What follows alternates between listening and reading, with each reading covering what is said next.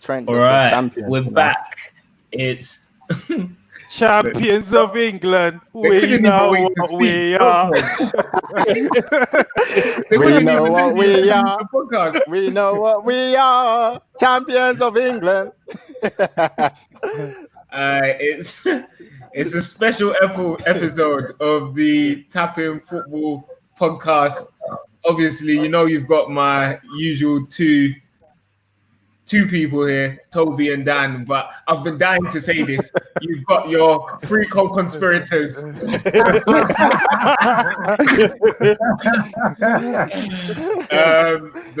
wonderful guys from the Beautiful Game podcast. So I'm not going to let Dot start first because once he starts talking, he's not going to stop. So I'm going to start with you, Bridge. Why don't you introduce yourself? Yeah, man. First and foremost, as ever, guys, man, just thank you for welcoming us onto the pod. Of course, it's not the first time. It's always a celebration when we link up, man. So happy to be back on the pod and to talk ball. Perhaps not the most ideal time because we know what the crux of the conversation is going to be this evening, unfortunately. But at least I've got other pairs of ears to share this with, because otherwise I'll just be drowned out by a Liverpool fan. So yeah, it's Budge. Dej, you're up. Yeah, man, I'm good, bro. It's a pleasure as always to join you, man. Obviously, when we came on your pod last time, it was a sick pod. We made some predictions. They came to pass. You know, we told you some predictions before the season. They've come to pass. And, you know, I'm just reveling and enjoying in the fact and celebrating that Liverpool are champions after a 30-year wait. And, you know, I can't wait to get this started. And then, Dot, over to you, mate.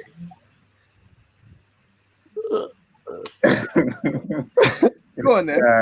Does he not want to say anything? Go on, Doc.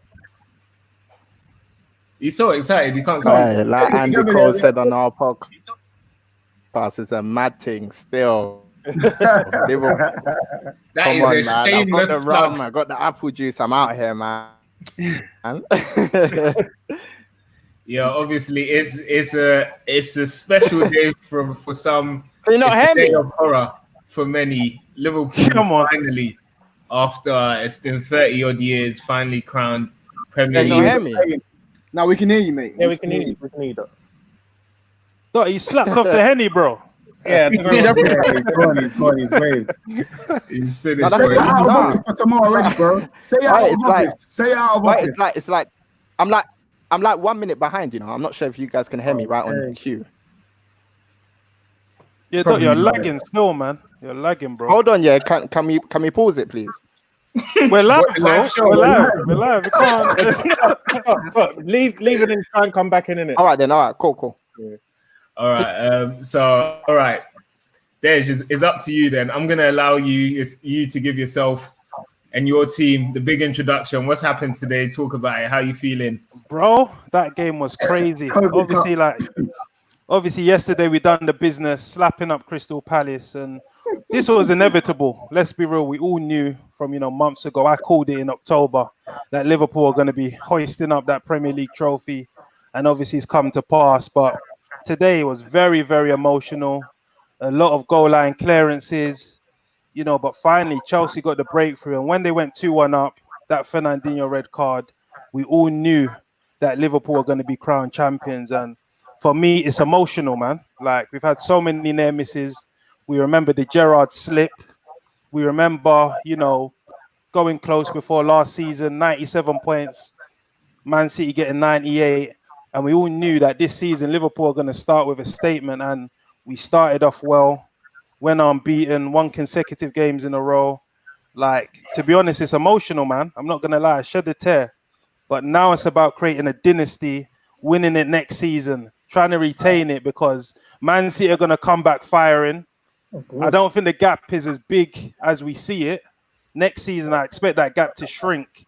And it's just about how much the players want it. And I think, to be honest, it's a special time for Liverpool fans, because this is the trophy that's been our holy grail.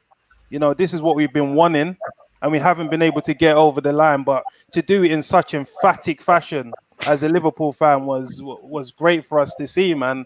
And I can see a few people bowing their heads But I think today this is all about Liverpool, and we have to celebrate, the greatness of this football club. And let's celebrate, man. Come on. I feel like I was watching like an Independence Day with that monologue that you're giving us.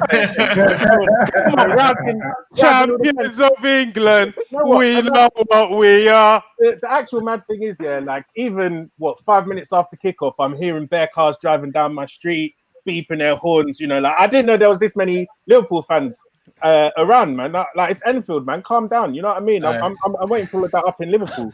Dan, I'm gonna have to pause you because Dot must be chomping at the bit. He hasn't spoken in about 2 minutes, and he's frothing at the mouth. No, we're civilized out here. Dot, it's crazy. Talk to me about the Liverpool season actually, and how it's gone from you and your perspective. Has it exceeded your expectations? What did you think at the beginning of the season, and obviously how are you feeling now? To be honest, from the very first day, I backed us to win the title. I told Dej privately that we're going to finish on 100 points, and we're on course to do that, with record-breaking style and fashion. And I mean, when you look at this team, all the best players are at their peak ages, and I see Salah going up again, Mane going up again, Firmino adding more goals next season, Virgil van Dijk, the best defender we've seen in the Premier League, Alisson Becker, for me, the best goalkeeper we've seen in the Premier League, Trent Alexander-Arnold, the best right back we've ever seen in the league. So I just feel with that core, I think Liverpool are in a position to dominate for the foreseeable future. You think you know what? Yeah. I'm gonna put that down to the rum, and obviously you're high off emotions and whatnot, because like obviously I hear what you're saying. It's a great core of players there. They're all in their peak, but like, come on, Alisson is not the best goalkeeper that the Premier League has ever seen. Like, I'm just gonna say, I'm not gonna get into a debate. I'm just gonna leave it there. That's obviously not true. Do you know what I mean? Like, you're talking about Petr Cech, David De Gea, Peter Schmeichel in their prime have played in this league and they've done mad things in it, First Premier League. But Dan, I think you can't be making claims like that, man. Come on. But Dan, I think like you're going, with legendary bias. When you look at the facts, what Alisson is doing, he's matching that level of performance. Yes, it may be premature. Petr Cech, who only conceded 15 goals. I think Alisson has conceded. I think, correct me if I'm wrong, but I think Alisson's conceded maybe 12 goals this season or 11 goals this season. So like what he's doing is amazing, and the thing is why Alisson may have a few detractors is because he doesn't make any save look world class, because his positioning is always 10 out of 10, and I think the assurity that he's given to the back line takes Liverpool from second place to 20 points, leaders, literally, and that's how dominant he is in goal, and you can see that he gives the rest of the team confidence. I mean, look at that last minute goal against Manchester United. That was the day Liverpool won the title. Who created it? Alisson Becker. Fast thinking. Yeah, Dot, you named obviously a number of players that have been at the top of their game for Liverpool this season. You've got Van Dijk in defence and Trent. Gomez has been really good as well. Alisson's been imperious at the in goal, and then obviously going up top, you've got Mane, Salah, Firmino to perhaps a lesser extent, and then in midfield you've got Henderson. I'm gonna go around and ask you guys, who do you think has been most instrumental in Liverpool's title win this season? Which player?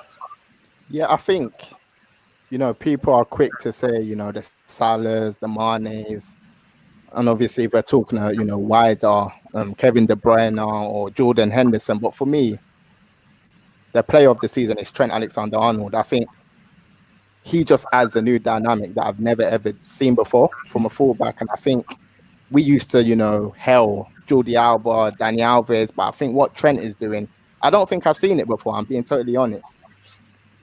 Yeah, goals, assists, deliveries is just wicked from any position. Free kicks as well now. Yeah, Toby, you're shaking your head, so you're obviously going to go with the fan favourite. But yeah, do you want to speak a bit about Mane's performance this season, assuming you're going to talk about Mane? Yeah, I think it's Sadio Mane for me in terms of who's been the most influential. It's a weird one as well because we were talking off air, and that actually has made me eat a humble pie with this one because I remember vividly saying that Son was better than Mane like a year ago, and the levels that I've seen from Mane in the last 18 months, Son's not touching in it. And I just think this season, even when he's not scoring, he's a constant nuisance. Like he doesn't stop. Like there are players like Salah who, even though the performances they may put up the numbers, but this guy from start to finish, he's been putting up the numbers and he's been performing. And you got to bear in mind, he was coming off the back of African Nations Cup as well. African Nations Cup non-stop, and the guy, he's like a Duracell battery. He doesn't stop, and I genuinely believe he's been the most influential player for the season. I think it has to go to him. He got shagged for the Ballon d'Or. Remember, he should have been third. Everyone in their art knows that he should have been third in that list. Only God knows how he didn't make it there, and I think this will be poetic justice if he gets the award. Yeah, cool. And then Dej and Buj, I don't know who wants to answer first, but Liverpool. What's impressed you most about Liverpool this season? Because obviously it's been a move away from the kind of scintillating fast football that we've seen in seasons gone by. But like the points total that you've racked up, you can't argue with it. There was one point where we were fearing that the invincible record was going to get done this season. Never in doubt. Never in doubt. It's not for everyone. Steve, it's not. That's the only reason you can contribute to this podcast, Dan. Honestly, tell him again. But yeah, Dej, I'm gonna go for you first. Dej, I think you're on mute. Yeah. Sorry about that. Yeah, so what's impressed me about this Liverpool team is the relentlessness. I think we saw a picture of that against Palace yesterday. Every single game, doing the basics well, pressing, competing, doing the fundamentals which allow you to play. It earns you the right to play. And again, as you mentioned, it's not been scintillating stuff, but this Liverpool team are a well-oiled machine. Everyone knows their jobs. And I think that's what's seen us through. But again, going forward, I think we're going to need much more in our squad.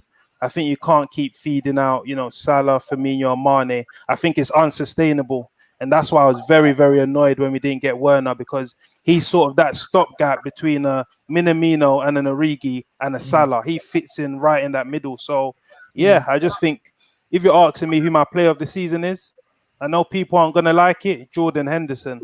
I think he's the glue that's kept everything consistent. When Fabinho had that nasty ankle ligament damage, Jordan Henderson sealed the midfield and made sure everyone was competing, harrying, and yeah, Jordan Henderson should be the player of the season in my opinion.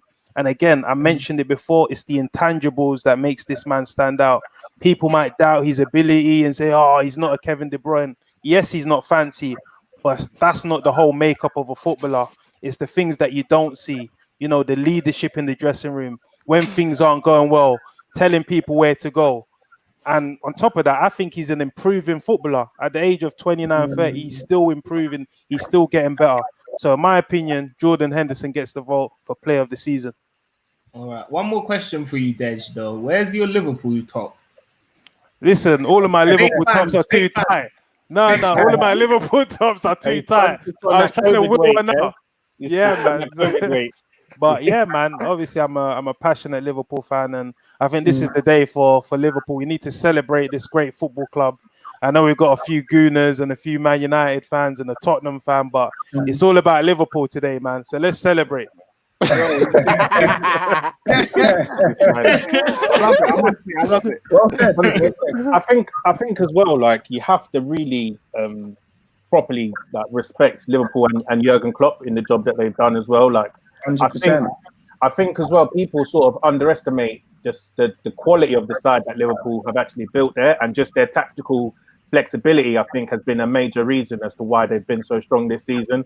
Like they're able to set up in so many different ways depending on the opposition, and depending on the game state as well, which I think shows a real intelligence of the squad and the players that he's working with there. Like, if you're playing a deep block, that's no problem. They've got the creative players in the likes of Firmino, Salah, Mane that can break you down. If you're trying to counter them, they've got the runners and they've got the speed deep. They can play a high line, they can play deep. Do you know what I mean? And I just think that tactical flexibility is something that we've not actually seen in a very long time, and it is very hard to find in a lot of teams in world football. So you have to hold your hands up and say a magnificent job to them.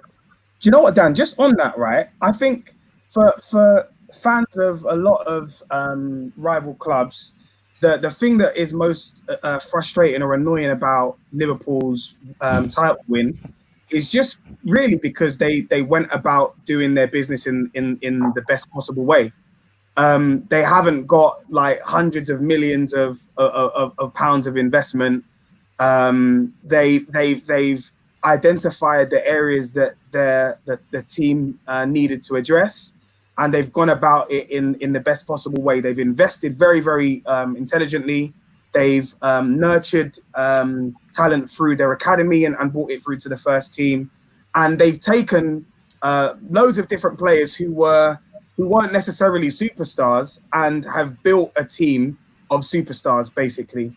And front to back, it's like Dej mentioned, a well-oiled machine. Everybody knows their job and they do it to a T. And I think because you can't really argue against anything that they've done in terms of business on and off the pitch, it's just one of those ones that's like it's a bitter pill to swallow, I think. But fair play. I think I do admire the way that they've done business, and I honestly think that a lot of clubs should take stock and basically just look at the model that Liverpool have deployed. And to be honest, I think if other clubs were to follow a similar model, that they could also see success. And I certainly have hopes for my team in Arsenal in terms of where we're at the moment. We're obviously in a position where we need to restructure. We need to go back to the drawing board, and we need to start again. And I think that model, particularly because of the fact that we don't have, copious amounts of money to invest, I think we do need to, have some sort of really, really shrewd and smart and intelligent business that we do off the field. Yeah. And I think just to add a final point there, I think like this Liverpool team, they haven't made a major signing in almost 24 months now, and I think even me, I was questioning Jurgen Klopp, like, hold on, you finished second, you've won the Champions League, you need to go out and strengthen that team. But the belief he's built in that unit is unmatchable, and it all goes back to the recruitment of the team, Michael Edwards, Ian Graham, Barry Hunter, doing the number crunching. And I think if Liverpool can add maybe one or two players this summer, I feel there's going to be world domination next season. Personally, I agree. Painfully, I agree. If they get it right in the recruitment, I genuinely believe that they could actually go again next season on both fronts. Yeah, and I think very last one. I think just as I was saying off record, that I feel that the coronavirus has almost helped Liverpool, because I think due to the club not having that title celebration and not winning it in front of their own fans, it's going to give them that desire and motivation to go again next season. So I feel that in the long term, yes, it may spoil the party this season, but I think next season, players like Jordan Henderson, Alisson Becker, Virgil van Dijk, they're going to be determined to make sure standards don't slip. Yeah, no, I completely agree. I think 2 losses in 2 seasons for Liverpool, that's a crazy stat. Also, the home record at Anfield, absolute fortress for it's a ridiculous 23 wins in a row, I believe. It's 3 years without a defeat. Steve, correction, there's an asterisk on that. Absolute fortress, unless you're Atletico Madrid, then it's your playground.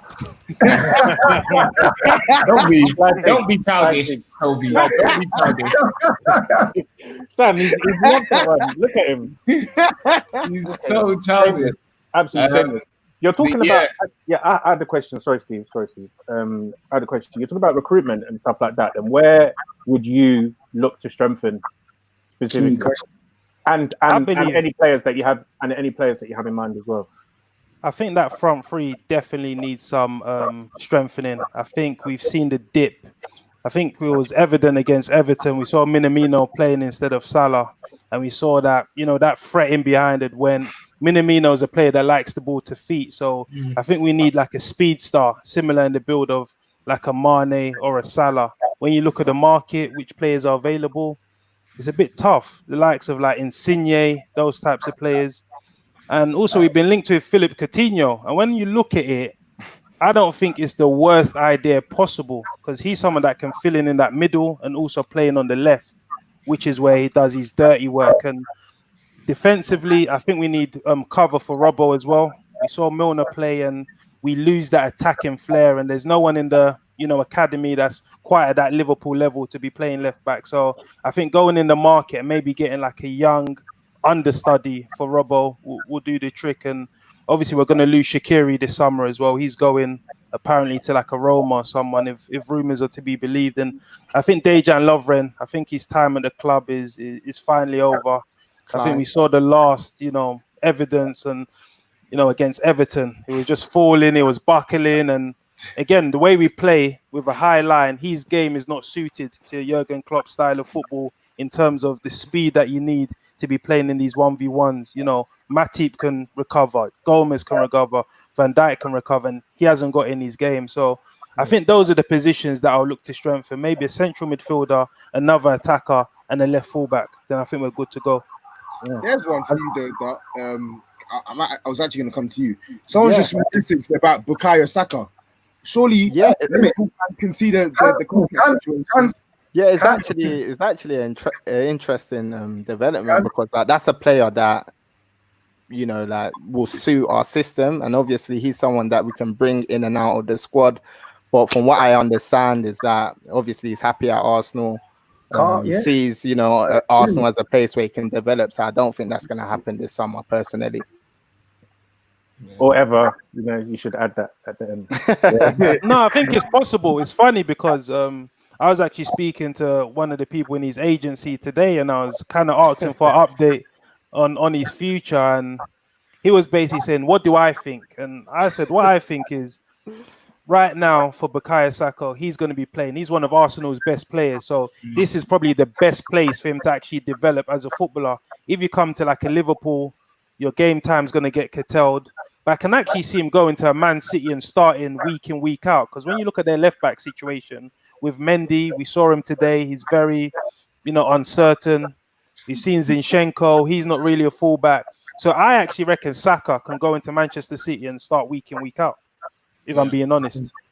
I think that leads us nicely on to the match that actually occurred today after 22 minutes of talking about Liverpool. I'm going to try and move it on swiftly.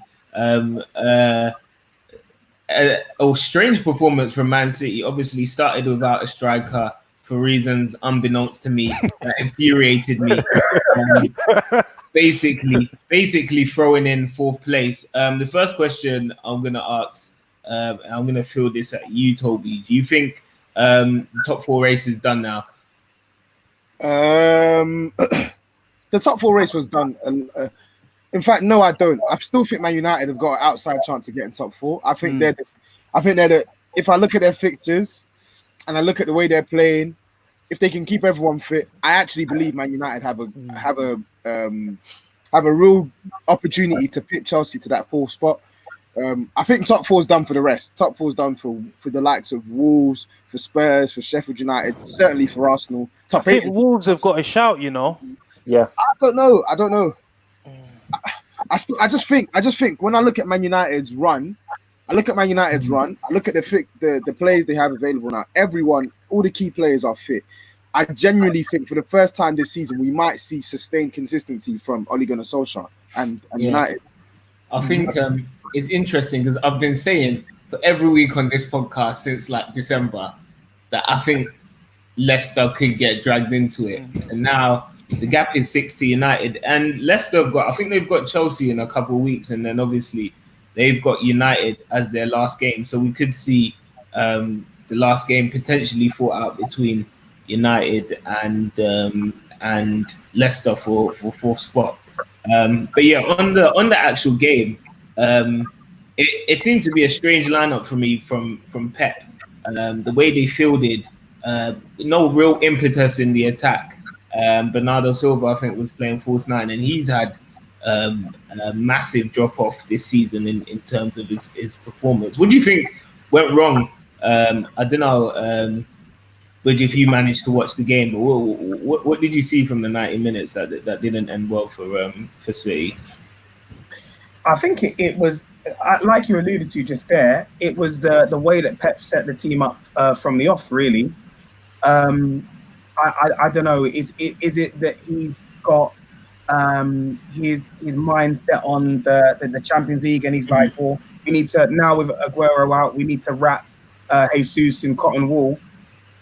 Is it that, or is it that he didn't have much confidence in starting with Jesus? I guess we'll never know. But I think that setup from the get-go was, I think, the wrong approach for him to go into the game with. And I think that essentially started a downfall in terms of the way that City went about their business. To be fair, they looked pretty sharp. Kevin De Bruyne was up to no good as usual. But I mean, we touched on it a little bit earlier. It's just those lapses in concentration for at the back, which has been the Achilles heel for City for forever and a day, essentially. It was really annoying because I was watching the game and I was looking at Gundogan and I was thinking, man, I know Dots mentioned a few times that he's finished, but in my mind I was like, this guy has such People a don't high listen to me, IQ. boy. He's got such a high IQ though. Like, Trust me, Butch. Thank you. the guy, he's a proper footballer. And then just before I was about to tweet it, that whole incident happened with him and Mendes. I was like, it's better I didn't. People don't listen to me, Butch. Dot, I want to come to you next, actually, because obviously City's Achilles heel this season seems to be the defense. It doesn't matter who they play. If whoever's playing alongside Laporte, to the left of him, to the right of him, Mendy's he's not been the same. Going forward, I don't think he's even been as good, but defensively, he seems to be just off the boil. To the right of him, if it's Stones, if it's Otamendi, if it's Fernandinho, they don't look very assured. And then I guess Kyle Walker has been okay, but hasn't been brilliant. But you were talking about Fernandinho specifically. Claims from you that he's done? Yeah, absolutely. And that's no disrespect to him because I think he's been, the best defensive midfielder for almost 3 years in the Premier League. But, like a lot of pundits are quick to say, Fernandinho has been amazing at the back or his distribution has been, top class. But a lot of the times he's made a lot of small mistakes in games. And he's cost Man City a numerous amount of goals. And I'm not going to sit here and be harsh on him because he's not a defender. And I think where Man City have gone wrong this season, I think information overload. I think Pep's overcomplicated things, trying to be clever, starting Rodri in defensive midfield at the very beginning of the season when Fernandinho was arguably your best player in that title run in last season. Bernardo Silva's form has dipped. He looks like a shadow of his former self. Raheem Sterling, he had a good start to the season, but since December, his form has been catastrophic. So I think too many players have hit a bad patch of form for a sustained period of time, and that's where the gap started to, get wider and wider. And I think one of the major problems this season has been David Silva, and it's not like necessarily because I think David Silva is finished, but I think he was so used to connecting with Leroy Sané in that left channel, and Raheem Sterling has played there this season. They haven't had a settled left back. It's been Zinchenko, it's been Benjamin Mendy, and I just think those combinations on the left don't work as well as they used to. So now that's changed the focus solely onto Kevin De Bruyne to create from absolutely anywhere. And I think once teams find a way to nullify Kevin De Bruyne, you pretty much stop this Man City team now. Interesting thoughts there. Toby, what are your thoughts? Obviously, you're on the other side, strictly from a Fernandinho perspective. But yeah, your thoughts on City as a whole, and then obviously touching on Sané. He's not featured in any of the games since City have come back. But with Aguero seemingly out for the season now, and obviously City have got Champions League to play for, do you think like it's a grave error so far from Guardiola not to field Sané? I mean, I get the logic why he's not fielding him, because the guy don't want to sign a new deal. The guy's obviously going to leave this summer, and Bayern Munich are obviously going to come and slap the money down. So from a manager's perspective, you only want to play people who are committed to the team. But this is where I said and sorry, not me. This is where Dot was spot on in his analysis of Pep. Pep likes to overcomplicate things. There are so many matches you can point out from where Man City have lost, and you say if Pep just did this and that, they would have won the game. Like it's we try to make it sound as simple as possible. I know sometimes it's not always the case, but it really is that simple. You play your best players, you get better results. It's literally that simple. And I'm sorry, I know he's leaving, but he has to play. He has to play football. You can't have Leroy Sané on the bench and you're 2-1 down and you don't bring him on. He has to play. Yeah. But a caveat to that is we don't know his fitness situation. He had a nasty ACL injury. So is he fully cooked? Is he fit to play? These are informations that we don't know. So I'm just talking from a Pep standpoint here as well. Yeah, I think Dan, I wanted to come to you actually, and I know we're not recording for our normal period of time, so I'm going to brush past a few things pretty quickly. But on Chelsea, obviously you and Toby were very fast to get on Pulisic, and this season he's not been bad for Chelsea at all. If you change your mind on where you think he's going to end up in terms of potential, because I always said he can come good, right? But for me, I didn't think he was worth the 60 odd million that they paid for him. I'm not sure that his return on that investment is ever going to be fulfilled, to be honest.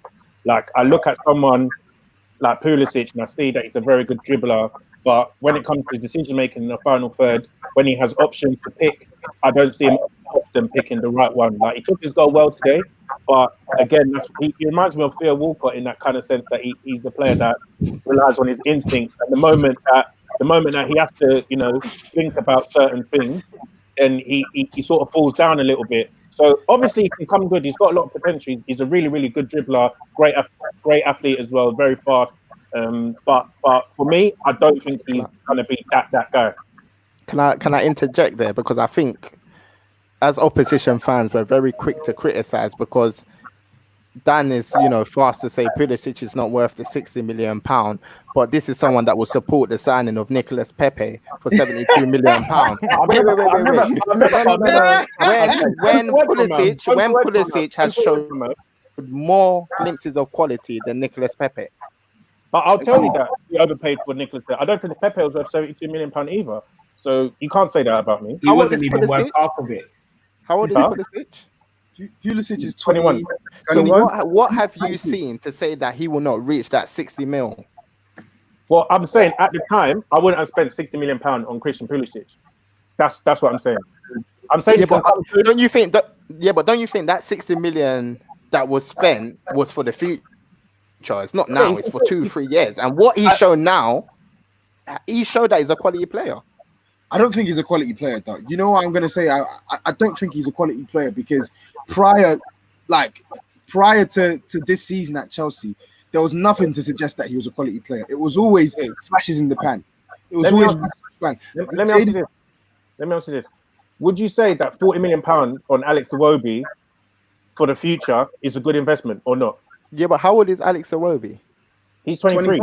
23, yeah. Pulisic is 21. This is what people don't understand in football sometimes, and this is why when I say stuff, you guys say I'm crazy or don't have a clue what he's talking about. But I'm trying to say you can be an average player at 21, and at 23 you can now become world class. You just don't know how football is going to work sometimes.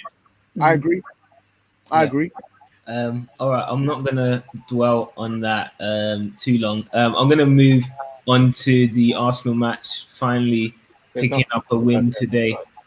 2,000 trees planted by Hector Bellerin. There's actually nothing to talk about there, man. That match was but I wanted to give Budge the opportunity to say something. Well, I'm gonna give you your moment, Budge. The win was certainly a small step for Arsenal, but a huge step for mankind, because for those who may not be aware, Bellerin has pledged to plant 3,000 trees for every single Arsenal win. So with that, we are working towards a more eco-friendly environment. So I think that there's sometimes bigger things in football. I think that was definitely a good point. And the only thing I have to say on the matter of Arsenal is that sometimes you just need a bit of luck, man. We've had a very tough week, and it was just really refreshing to finally be able to catch a break. You know what I mean? So, I mean, it doesn't do too much. It does help us a little bit. Well, not actually, not particularly, because I think we're United.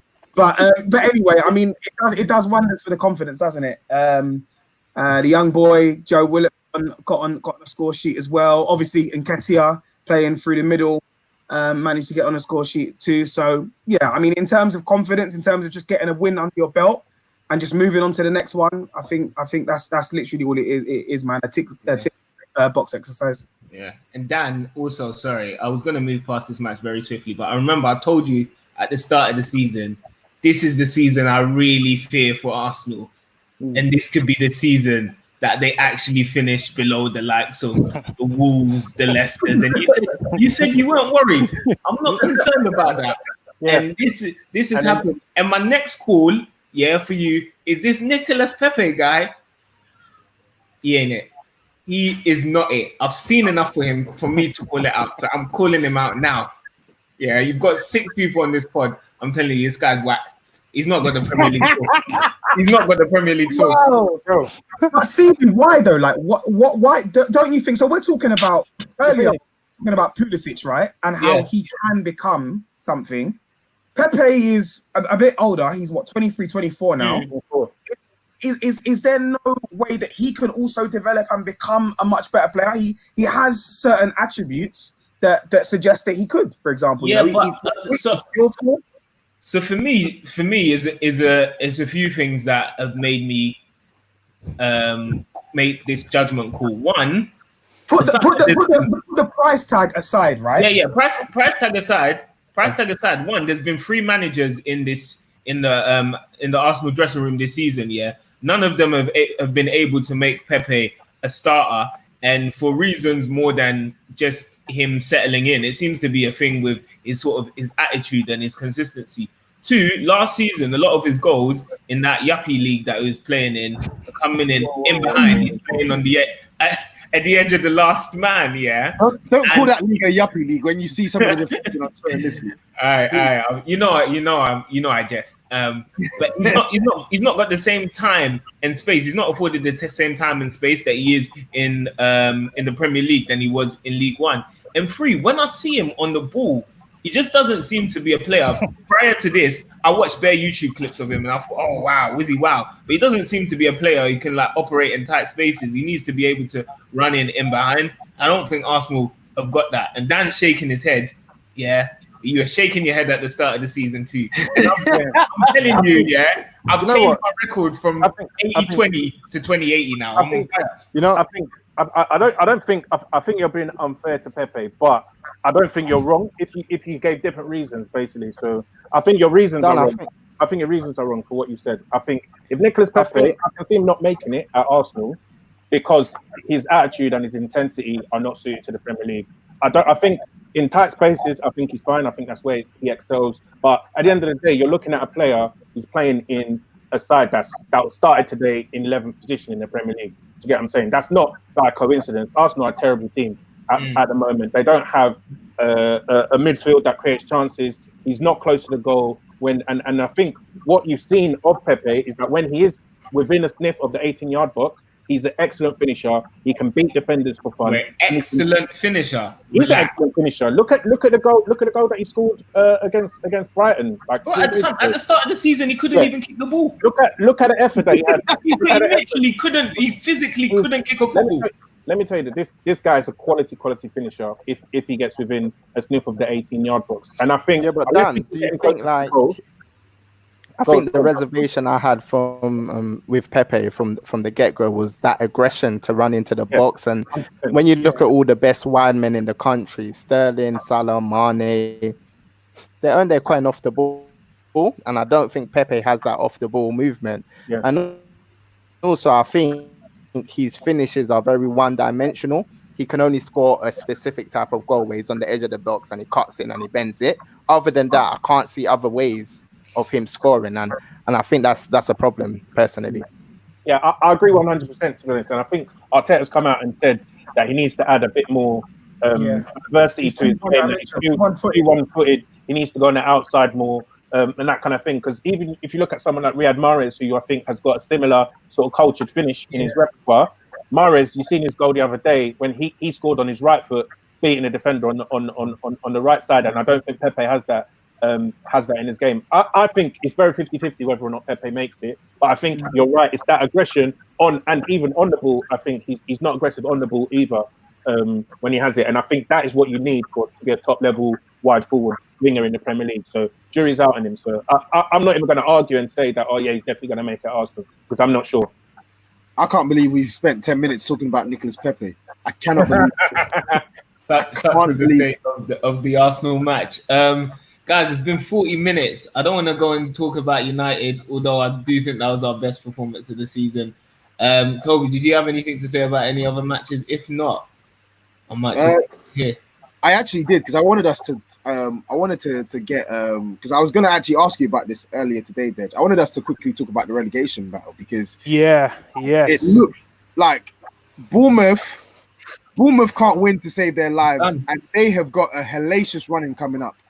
Aston Villa, they were resilient against Newcastle, but they're in big trouble as well. Watford, they lost today as well. I wanted us to touch on the relegation battle, because this relegation battle is going to go down to the wire, and there are aside from Norwich, there are 3-4 teams that are at risk of going down. Yeah, in my opinion, I think the bottom three is going to stay the same. I look at each team's situation. You know, Bournemouth, Josh King, that is a serious problem for them. Obviously, came off against Crystal Palace with some ankle ligament damage. Ryan Fraser, he's came out and said that he doesn't want to play for the club again. His contract's up June 30th. So that's a massive worry. And when I look at Bournemouth, Eddie Howe's time in the Premier League, it's been full of personality and goals. When I watch them now, it's slower, it's pedantic. They've lost their identity. So him and Jason Tindall have a lot, to sort out if they're going to stay up. And I think they're gone. And when you look at Aston Villa as well, I just look at a team that's just lacking that quality. When you look throughout the team, defensively, they haven't got it. Mings, I think he's a decent defender, but he's surrounded by trash. Let's be honest. Like, sorry, Dej. I don't think he's a decent defender. I think he's just. He's decent. He's a decent defender. He's decent out of a bad bunch. Just about average. Average. To be fair, John McGinn coming back from injury as well. I think that's a massive boost for them. Even though I think he doesn't look up to pace. When I watched him against Newcastle and Chelsea, he looks a bit rusty, which is to be expected, to be fair. And they haven't got a goal threat. Obviously, Wesley was their big signing from Club Brugge as well. He scored a few goals, but he still looked like he was struggling with the pace of the Premier League. So I think, Aston Villa and Bournemouth are gone with Norwich. When you look at Brighton, I think that win against Arsenal will just keep them, keep their necks above water. Watford as well, I think they'll have enough. Troy Deeney, Decore, I think they can pull something out of the bag. So, I think the bottom three is done, man. Yeah, I'm inclined to agree with you there. Although Watford have had a horrendous run of form. I think that talent to turn it around. Sorry, Doc, you wanted to go? No, I was just going to say, I think Dej, missed out the elephant in the room, which is West Ham, because I think they're in massive trouble. And I think, obviously, I think Dej feels that Bournemouth are going to go down, but I think the re-emergence of David Brooks after 14 months out with a nasty injury, I think he's going to have a strong finish to the season. And I think West Ham, they're in a big mess. And I've spoke to a lot of West Ham fans, and they're like, look, we're going down. So I think they're going to go, and I think Bournemouth will get out of trouble. I think West Ham will stay up. I think they'll stay up still. I think they've got enough. I feel like West Ham got a few more minerals than Bournemouth do in a situation like this, though. Do you know what I mean? I feel like they can rally together a bit more. So I think West Ham as well. I think their fans do. I don't know. One could say it could go one way or the other. Sometimes people think the fans at the Olympic Stadium put too much pressure on them. But I think without their fans, they're really gonna struggle. And you saw it in the match against against Spurs. I didn't think they were particularly great, and I think they've got Chelsea next, don't they, as well, which is another sort of derby match for them. But without their fans, I don't know again what's going to push them on, because I don't know if they've got enough quality. I think the only thing that's going to save West Ham is the fact that their destiny's in their own hands. They play teams around them. I think they got 50 against Aston Villa, Norwich, etc., etc. They can ultimately decide if they stay up or go down. I think whereas the likes of Bournemouth, they've got significantly harder fixtures.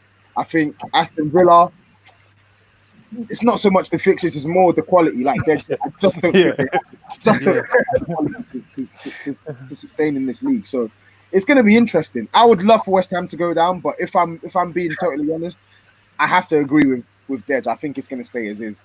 Yeah. Cool. Any more? Liverpool are the champion. Agree on that. What do you lot think about top four? I think it's a tough. I think Leicester can get dragged into something, man. They're sort of stumbling across the line, man.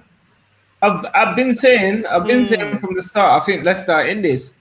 If Vardy doesn't get the goals for them, I don't know where they're coming from. But I think as well, I know we've got the boost of a lot of players, and we have looked really good in the 2 games that we played. Well, really good in the last game at least. But I think it's a big ask to expect us to win the next 6 games, which I think we'll need to do to be in with a shout. Yeah, go on, Toby.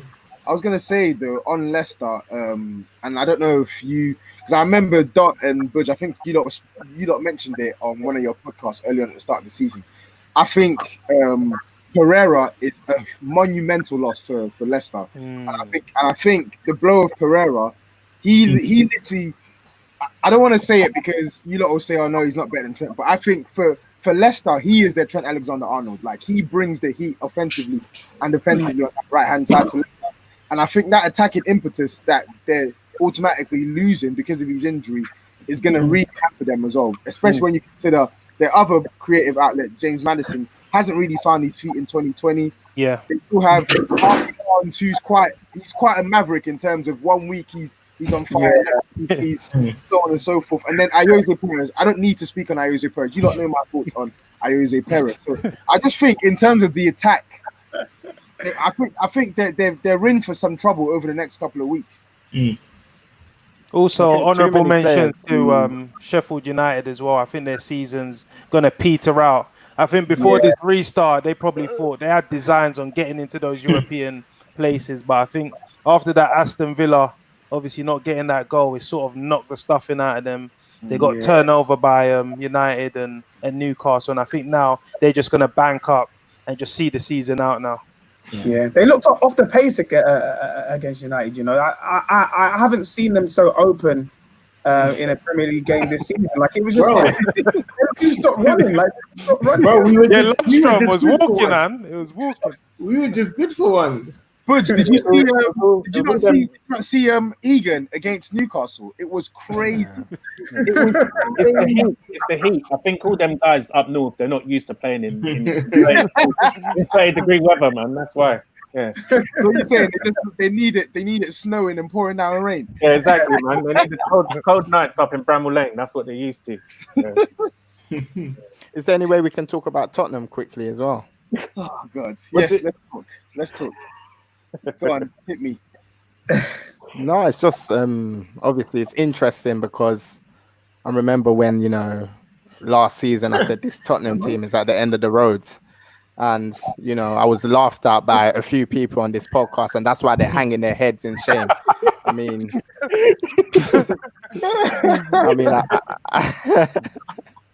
I called it early that Vertonghen, he's not at it anymore. Alderweireld, he's finished. Lloris, he's a blast from the past. Dele Alli, Eric Lamela, but I don't think he's at the top level. He's a nothing player right now. To be honest, I like Lamela. Yeah, I think he's a bag of sand. I think he's a bag of sand. Honestly. What about Harry Kane though? No, come on, man. He's just come back from a nasty Thank you, grade Dave. 2 Thank you, hamstring injury. I think Nah, football fans, Dot, I think Dot, I was sometimes, with you. I no, was I think with you, Dot, sometimes until we you can mentioned I just be asked. too. I just asked. I didn't No, say I think anything. I was just sometimes we asking. can be too agenda driven. This is a man that's come back from a nasty hamstring injury and he's playing his first 2 games. Come on, we got to take that into consideration before we No, but slaughter him. Like, I'm not slaughtering him. I'm talking pre-injury because at the beginning of the season, I said he's the best striker in the Premier League, and everyone here can back me up. And I still think he's an excellent player. But are we still seeing the best Harry Kane? I'm not sure. I don't think we're going to see that Harry Kane of 3 years ago. But I still think he's a top player. yeah, I think it's a Tottenham issue. I think Jose Mourinho, the structural issues around him, the style of football that's being implemented, these are all factors that hamper his performance. I mean, when you look at the way Tottenham play, the restrictive defensive style of football that Jose Mourinho is going to implement, it's going to be difficult for any sort of top striker to be able to mix in that company, man. No, but did you not see Drogba was averaging 36 goals a season? 46, he said. 46. No, that was actually incorrect. But like, Yeah, he just at the end of the day, he picked up all of Drogba's goals and mentioned them. no, but at the end of the day, that you can say that, but this Tottenham system is built for Harry Kane. So yes, it may not get the best out of the other players, but we're meant to be seeing consistent output for Harry Kane. Built for Harry Kane? How's it built? I'm not sure that's right. You know. Sorry, Dan. Go on, Dan. Go on. So I think if you're looking at where Harry Kane is actually picking up the ball or where he's getting the most of his touches, I don't think that the system is built to get the best out of him personally. Like his touches in the box under Mourinho are very low in comparison to 2-3 years ago under Pochettino, and I think I do agree his level has dropped, but for me, I think it all depends on whether or not he can get that engine back and be able to press from the front. That's when you see. Yeah, but exactly. But I don't think that's a Mourinho issue, Dan. I think that's a Harry Kane issue. I don't think he's got the legs to run in behind the way he used to run in behind. So now the easy way out for him is to drop deep and fill in that number 10 position. I think I just wanted to make a point on this as well. I think he still can get in behind the opposition. I think you saw it against West Ham. He was dead on his feet. He was shattered, and he still had the burst of pace to get past, to get beyond both of those defenders. And I think who were the defenders, Tom? Listen, all I'm saying is he still has a small burst of pace. I agree that we don't press from the front, but I think a lot of people, I get it. Harry Kane, by his standards, he's not lived up to his level. But I think since the start of last season, we've seen our team have to somehow change his approach to the game. We're seeing him having to come much deeper to get the ball. And I think as a result, he's suffering in terms of the goals he's contributing. And I think another key thing which a lot of people don't want to talk about is his support system have all underperformed in the past 18 months. Yeah? I wrote a piece on this about 6 or 7 months ago. Harry Kane, when he was banging in goals, the support system of Ali, Son, Eriksen, they were firing this, creating a reasonably high chance ratio per season. Now, Ali's creating niche. Son Heung-min is more obsessed with scoring goals, and there is no Eriksen. So do you get what I'm saying? I'm not trying to take any blame away from Harry Kane. Toby, I think you're making lazy excuses because you're quick to say there's not Eriksen. Lo Celso was brought in to be that creative spark. Tanguy Ndombele, who was meant to be the best French midfielder coming to England, and these guys have underperformed. Stop making excuses. But I'm not trying. As I said, I'm not trying to make an excuse. Harry Kane fundamentally has underperformed. Let me get that straight. He has underperformed. By my standards, he has not been good this season. Even he could score 30 goals. I've been watching him every minute. He hasn't performed well. But what I'm trying to say to you is the team right now, the support system, is not catered to get the best out of Harry Kane because we don't create enough chances in games anymore. And those players you mentioned, they don't play regularly. Lo Celso, when he plays, he's playing next to a midfielder. He's playing as a centre mid. He's not playing as an 8.5. So we're not seeing the Lo Celso that we saw at Real Betis. And Ndombele, he doesn't even play. He can't even get 5 minutes. He can't even get. Tom, what's your take? What's your take on that situation? Tom, what's your take on that situation now? Clearly, Mourinho doesn't fancy him. For me, he's your best creative spark. When I saw him in Lyon, the way he'll penetrate lines, he's so creative. He is what you need in this Tottenham team. But Mourinho wants to go for the Sissoko, Harry Winks, Lo Celso. What's your take on it? I think our manager's obsessed with defensive defensive security. He's obsessed with defensive security to the point where he would happily play. He would play 10 centre backs if he could win the game 1-0. He'd play 10 centre backs. It's crazy. Man United, case in point. Man United were 1 goal down and they needed to chase the game. Ole Gunnar Solskjaer is a manager who we laugh about. And what did he do when they needed a goal? He brought on Paul Pogba and Mason Greenwood. What does our manager do? He brings on Getson. He brings in an unknown 21-year-old who can't even speak English. He can't even speak English, and let alone kick a ball. And he brings him on ahead of our 63 million marquee signing. That tells you everything you need to know about this manager. He doesn't care about what we do going forward. He just doesn't want to lose. That's what he. Yeah, but Toby, again. You're quick to say that, but Ndombele hasn't been good enough. He has not been good. So it doesn't mean because you're 62 million, you have to play. He hasn't merited the starting position in this Tottenham team. He's slim down now. He's lost weight. Mourinho was taking him on training camps, you know. Lockdown rules.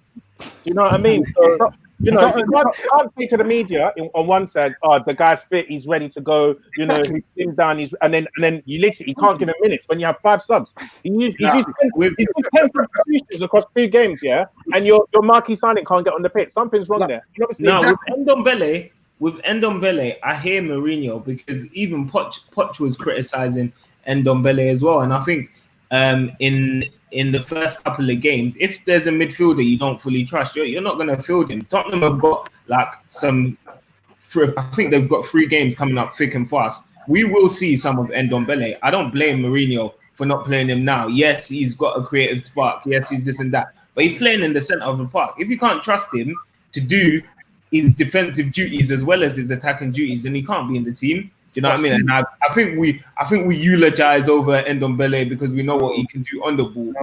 If he's not doing everything he needs to do off the ball, he can't play. Steve, Steve, I agree with that. And when Jose Mourinho called him out before all this lockdown palaver, what did I say? Did I not put him on blast? Yeah? Oh, the Norwich game. No, after the Burnley game, like fundamentally, since the period in which Jose Mourinho came in, which is coincidentally when he came back from injury, he's been poor. Was that the game where pounded yam for his pre-match meal? I think that was Wolves. Where you're seeing a clip of him just bounce his way back to the defensive. Like, listen. The criticism of Ndombele is warranted, but it's only warranted on how he's played from probably December onwards. For all Pochettino's criticism, Pochettino started him in pretty much most of these matches, and up until the November period, he wasn't this horrendous player. Like I can list you many matches where this guy played well for us, so he can play for us. And the manager now apparently trusts him. So if you trust him, play him. Simple. When you do do you not make anything of this fact that Ndombele said he's not going to play for Mourinho ever again? I don't buy it. It's nonsense. I don't buy it. Is that what he said? Yeah, that's the rumor that's coming out. Yeah, that he does want to play for Mourinho. Wait, no, Dan, is that are you saying yes, confirmed? That's the story I read today. From what paper? From L'Equipe, apparently. Rubbish. Look at you're bringing down the reputation of this podcast. It's paper talk, isn't it? You feel me? I saw something from Jack Pitt-Brook, and he said that he spoke to someone, I think, in France, and they said that the relationship between Ndombele and Jose Mourinho has broken down, and he sees it only resulting in obviously Ndombele leaving in the summer. And I can see that happening because this is going to put the club in a precarious situation. You have to either back your record signing or back the manager. And I think when you look at it, you're probably going to have to back Mourinho because he's obviously on a fat contract. He's a few months into his time at Tottenham. And obviously Ndombele, I've been hearing rumors about going to Barcelona. We'll see if that happens. But yeah, man, it's been a car crash of a signing all round. And, hopefully Ndombele can get back to, playing some football. Well said, Dej. Well said, Dej. But I don't buy those rumors. I think I actually saw another Athletic article this morning where they were basically saying that like Ndombele wants to stay. And I think one thing we're forgetting here, one key ingredient we're forgetting here is Daniel Levy. Daniel Levy is not going to splash out on 63 million on a record signing and then sell him after one season. Mourinho knows he has to make it work. And I secretly think Mourinho actually rates Ndombele, but I just don't think that he wants Ndombele playing week in, week out, because I think he's too much of a maverick for Mourinho. Yeah, well said. Good point. Really good point. All right. As we approach the hour mark, the floor is up to you lot for 20 seconds. I'm done. I'm happy. Congrats. Congratulations, Liverpool. Congratulations, Thank you, Liverpool. guys. You won't hear me. You won't hear me congratulating Liverpool. It's No, been, you know it's what? been 30 years of pain, put to bed, emphatically, 20 plus points. I can see us winning it again next season if we invest. And I think Klopp's going to build a dynasty. Next season, we're going to win the Champions League and the Premier League. You mark my words. Come on. Are you gonna quit on the cups as well this time next season or what? No, I can see us going for the FA Cup. We just need 3 more signings. Then we'll do the 1999 treble. What? There's how many points do you think we're going to finish on? Mouth. There's how many points do you think we're going to finish on this season? I think it's definitely going to be probably 106. I think we're going to go to the Etihad and we're going to turn over Manchester City. I think we're going to pile on the misery. I love it. I think they are gonna. I think they are gonna. And can I just ask one more question before we end, please? Where do we rank Mo Salah in terms of Premier League greats? And I'm asking that because let's say if he wins the Golden Boot again, that's 3 Golden Boots in a row. There's a PFA Player of the Year in there. There's a record-breaking season in there. There's a Champions League winner in there. There's a Premier League winner in there. And there's also, since he's joined, he's been the biggest big game player in the league. So where would we rank him in terms of Prem greats? He's up there. He's up there already. What? Best African player to play in the Prem? Is he in that conversation? Listen, I think he's definitely up for that conversation. Arguably, yeah. Definitely up for that conversation. I hate when people try to shit on Mo Salah. It really infuriates me because they make it sound as if what he's done the past 3 seasons, everyone's doing it. Like it's only because of him that you're seeing players like Sadio Mane now hitting like 20 figures. This pass to Mane was stupid. Yeah. Did you see that pass? Yeah. And the thing is, the guy is so multifaceted as well. And I think people are fixated on how much praise he gets, so they have to sort of knock him down a peg. When in reality, if he keeps going the rate he's going, we're gonna have to talk about him in the same breath as your Cristiano Ronaldos and whatnot. When it comes to the Premier League only, because the dirt he's done here is too much to ignore. Yeah, it's too much to ignore. I think as well. I have to 100% agree with you there, Toby. And I think what actually goes against him is I think he's not like one of your emphatic like sort of players that get you up off your seat, if that makes sense. So, like there was a conversation going on about how do you rate Gareth Bale's best season at Spurs, where I think he scored like 23 goals and all versus Mo Salah, and it's like you look at some of the goals that Bale was scoring, the solo runs and the pace and power that he was using to bounce off defenders and slap balls in top bins and stuff like that, and that's what sticks in your memory. Like for me, even as I think back to that 32 goal season that Mo Salah did, and I'm actually trying to think about specific goals, there's not really any specific goals that leap out at you and say, oh wow, that was the goal that I'm going to remember for years and years and years to come. It's more the fact that it's the record that stands there, and I think that's what actually counts against Mo Salah in that sense. But for me, I think when all is said and done, when the dust settles, he'll be ranked right up there, probably top 5, top 10 for sure. Players to play in the Premier League. 100%. Yeah. Cool. All right. And with that praise of Mo Salah and Liverpool, I'm finally going to close this podcast. A sad day for football fans all around the world. It's been, but nice. It's brought us the opportunity to have the beautiful game back on the podcast a year after. Nothing more than I enjoy panning Toby. Please tell me now. And I've loved Dot ripping into him after his call from last season. I have thoroughly enjoyed that. But guys, I'm on Dot's neck. He knows I'm on his neck. I'm telling you, this guy will not rest. I'm on his neck. Burge, I'm gonna hand over to you to plug some socials. Yeah, man. I have to do the shameless plugging of the socials. So you can follow us on Twitter at podcast_TBG and on Insta at pod_TBG. And you can view all of our content on YouTube, the Beautiful Game Podcast. and listen to all of our episodes on Spotify, SoundCloud, and on Apple Podcasts as well, man. Bro. Brilliant. And Dan, seeing as you love to do it for us so much, why don't you take it away? Yeah, I'm learning from the best, innit? Yeah. Big up Tapping every day, man. I Big up Tapping, man. I think Tapping are the most underrated podcast, man. To introduce me in. What's that you said, bro? I said at my funeral, I would pay for an introduction by you.